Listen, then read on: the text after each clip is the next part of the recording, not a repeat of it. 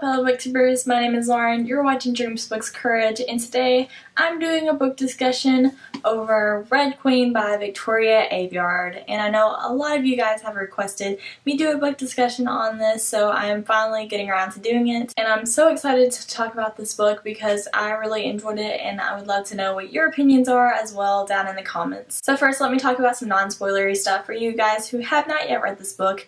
This book is all about a girl named Mare Barrow, and she has red blood, which means that she is human just like us, but there's a hierarchy in the society and the others are silver bloods, and that means that they have special powers and they're basically immortals, and so they just rule over the red bloods and get them to do whatever they want them to do. Whenever you turn 18 in this universe, you're either conscripted to war or you have a job already, and jobs are very scarce in the society. So Mare is about to turn 18 in this book and be conscripted, but then a lot of other events happen that make this novel way more complex than that, especially since Mare finds out that she actually has a special power herself. And that's all that I think you guys should know about this book. I think it's great to just go into this book without knowing too much about it. I would definitely recommend this if you really love reading dystopian books, or if you're a fan of The Selection or The Darkest Minds or The Hunger Games, then I feel like this is definitely right up your alley. People in this universe sometimes have special powers, and they also have kind of games with those powers, and also it has a lot to do with royalty and pretty dresses, and I personally really enjoy that side, as well as a little bit of romance. Personally, I rated this book 5 out of 5 stars. I really enjoyed it. I love dystopians, and so this was just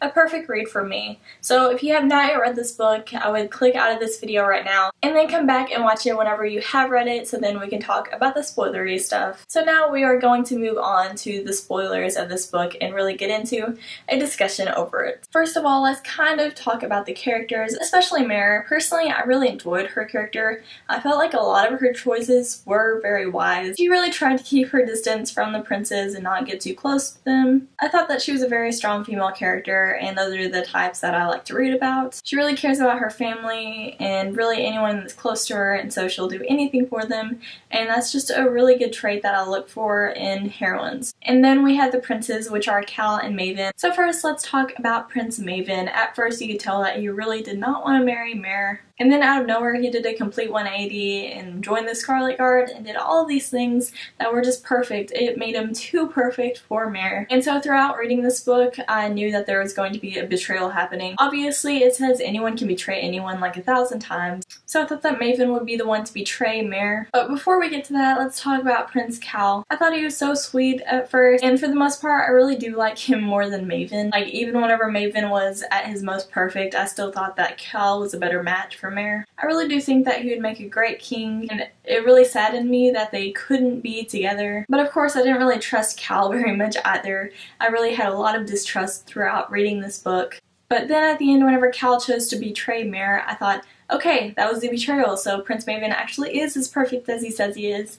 And then he wasn't, and he betrayed all of them. He betrayed his family, his father, his brother, and Mare, and it made me so sad. I was really crying whenever Cal had to kill his own father. Like, I didn't like the king whatsoever, but the fact that Maven actually made his own brother do it was just so messed up. Now let's kind of talk about the things that I didn't like so much about this book. I really did not like the phrase anyone can betray anyone. That was said so many times that whenever Prince Maven actually did betray Mare, it wasn't like a shock and it wasn't a plot twist whatsoever, because we knew that something like that was going to happen. It was said so many times throughout this book, and so I felt like that made it a little bit less fun to read it. But again, the double betrayal did kind of shock me. I didn't really plan for that to happen. And also, as I said before, this is comparable to quite a few dystopians. I did feel like it had enough of originality that it's not like them, but at some points I was like, this really reminds me of The Selection or The Hunger Games, or even The Darkest Minds. Although I have not yet read it, I do know that it has special powers, and so this book did keep reminding me of these other books, and I wasn't really sure if that was a good thing or not. But at the end of the day, I love reading dystopian, so I would pretty much eat any dystopian up, and I'm pretty sure those are the two main reasons why a lot of people don't really like this book. But those didn't really matter that much to me because I just really enjoyed this book,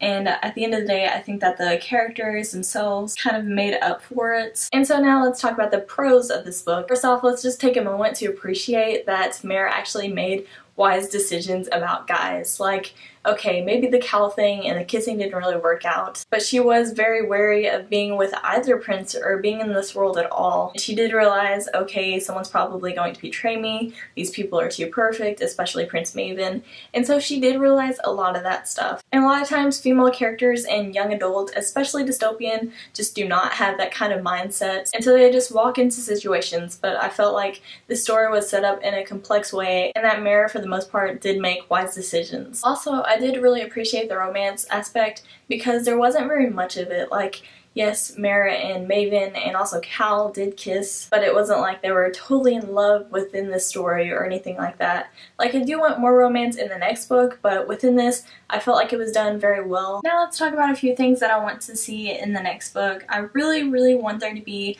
a map and also kind of a list of the powers. Like, I felt like that would have been more useful in this book, like to see the houses and their colors and their powers within them. I felt like that was just a little bit confusing, and it'd be nice to just see it all laid out at like the beginning of the book or something. As you can see today, I'm wearing purple and gray in honor of Mare's colors. But anyways, I'd really like to see that, and also to see the map of this world to really get the layout of it. I did feel like that was definitely a bit confusing to see how it really fit together, so it'd be nice for there to be a map included. And as I said before, I didn't really see a need for more romance in this book, but within the next one, I really would like there to be more romance between Cal and Mare. I feel like that would just be great if they could rule the world together. What I'm afraid of happening, but I kind of feel like it's going to happen, is that a monarchy will try to form within the Scarlet Guard. Obviously, Red Queen, that definitely refers to a monarchy, and I just feel like they'll try to replace the current system with the exact same system, when obviously what they need is a more diplomatic system of them being on equal levels. So I'm excited to see these other people with red blood and special powers. That's going to be really interesting, so I am really looking forward to picking up the next book. Thank you guys so much for watching this video. I would love to know all of your thoughts on the Red Queen down below. I really enjoyed this read. I thought it works great as a dystopian, although I did feel like it did have a lot of similar elements from other dystopians, but overall, of course, I gave it 5 out of 5 stars, as I mentioned before. I'll see you guys next time. I'm gonna go get back to reading.